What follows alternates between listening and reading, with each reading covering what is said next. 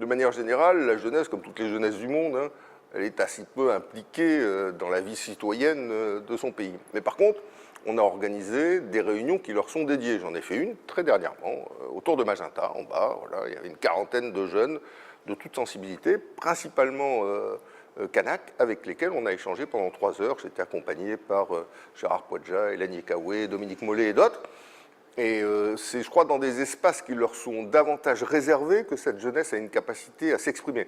On a fait à Calédonie ensemble ce qu'on appelle des speed meetings, où dans un lieu un peu connu de Nouméa, on rassemble des jeunes pour échanger sur des sujets qui les concernent. Donc voilà, ils ont toujours un peu de mal, me semble-t-il, à venir intégrer des grandes manifestations plus militantes dans lesquelles, c'est vrai, les générations plus matures sont davantage représentées. Mais au total, moi j'ai confiance dans la jeunesse de mon pays, je le dis, parce que souvent on parle de jeunesse et délinquance et jeunesse, on a l'impression que ça fait un couple infernal et qu'on peut parler que de la jeunesse comme ça. C'est faux.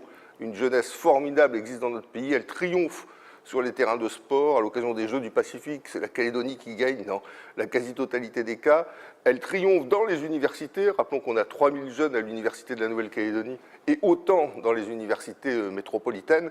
Et donc, non, la jeunesse de notre pays, elle est remarquable, et on devrait davantage la valoriser que systématiquement l'associer à une délinquance qui ne concerne au total qu'une minorité. Mais vous savez, vous êtes dans les médias, sur le train qui n'arrive pas à l'heure dont on parle. Celui qui arrive à l'heure, on n'en parle pas, c'est regrettable, il faut en parler davantage.